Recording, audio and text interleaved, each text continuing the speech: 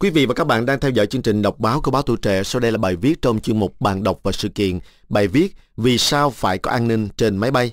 Sau khi Tuổi Trẻ ngày 19 tháng 10 đăng tin, an ninh hàng không được mang vũ khí lên máy bay.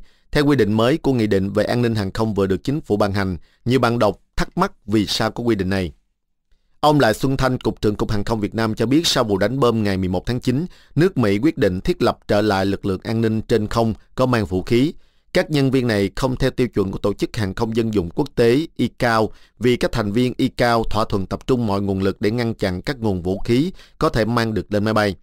Theo thỏa thuận này, tại các nhà ga sân bay sẽ được thiết lập hệ thống soi chiếu an ninh để chặn mọi nguồn đưa vũ khí lên máy bay. Quyết định nói trên của Mỹ là vấn đề gây tranh cãi khi cơ quan quản lý hàng không, hãng hàng không lại cho phép đưa vũ khí lên máy bay, mặc dù nguồn vũ khí này được kiểm soát bởi người có năng lực.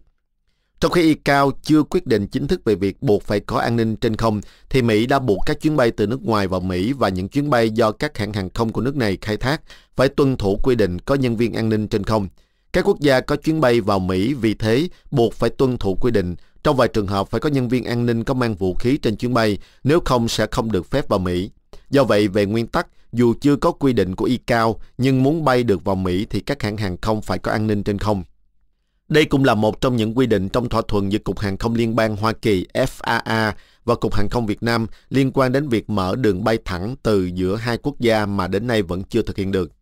Hỏi, như vậy các chuyến bay từ Mỹ sang Việt Nam lâu nay vẫn có các nhân viên an ninh hàng không mang vũ khí? Trả lời, đúng. FAA phải xin phép Việt Nam về việc bố trí an ninh trên không trên các chuyến bay của các hãng hàng không Mỹ bay vào Việt Nam và ngược lại. Hỏi, lực lượng này thuộc Bộ Công an hay của lực lượng an ninh hàng không hiện có ở các sân bay thưa ông? Trả lời, an ninh trên không phải là công chức nhà nước, thay mặt nhà nước thực hiện nhiệm vụ đảm bảo an ninh an toàn chống khủng bố. Để duy trì lực lượng có năng lực, trình độ, kỹ năng, đảm bảo người này có đủ năng lực mang vũ khí lên máy bay an toàn là không dễ dàng. Vì vậy, lực lượng an ninh trên không thuộc tổ chức biên chế của Bộ Công an.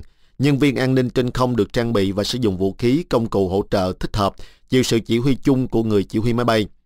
Khi xảy ra hành vi can thiệp bất hợp pháp trên chuyến bay, nhân viên an ninh trên không hành động theo quy tắc do Bộ trưởng Bộ Công an ban hành.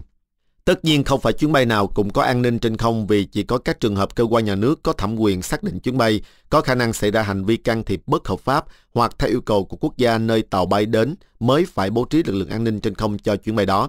Sự có mặt của lực lượng an ninh trên các chuyến bay là điều bí mật và không phải bất cứ chuyện rắc rối nào xảy ra trên chuyến bay thì an ninh trên không cũng ra mặt. Lực lượng này chỉ xuất hiện khi có các hành vi khủng bố, không tặc, bạo loạn, đe dọa an toàn, an ninh, cướp máy bay. Hỏi, liệu giá vé máy bay có tăng để bù đắp cho chi phí nhân viên an ninh đi cùng chuyến bay? Trả lời, nhà nước không có ý định thu phí từ hãng hàng không hay của hành khách để sắp xếp chỗ cho nhân viên an ninh trên không. Đây là nhiệm vụ đảm bảo an ninh an toàn hàng không của nhà nước mà cụ thể là giao cho Bộ Công an thực hiện. Cấm bay vĩnh viễn hành khách đe dọa an toàn bay.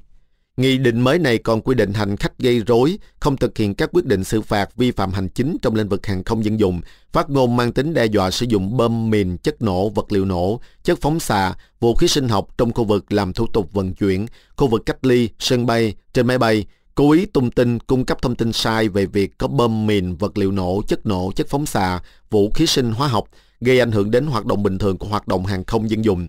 Sử dụng giấy tờ giả để đi máy bay, có hành vi vi phạm trật tự công cộng, kỷ luật tại cảng hàng không sân bay, trên máy bay, sẽ bị cấm đi máy bay có thời hạn từ 3 đến 12 tháng. Hành khách chiếm đoạt gây bạo loạn tại cảng hàng không sân bay và cơ sở cung cấp dịch vụ điều hành bay đã bị xử lý nhưng vẫn vi phạm một trong các trường hợp bị cấm đi máy bay trên 12 đến 24 tháng sẽ bị cấm đi máy bay vĩnh viễn. Nghị định này có hiệu lực thi hành từ ngày 27 tháng 11. Bài viết do tác giả Lê Nam thực hiện, người đọc Minh Hoàng.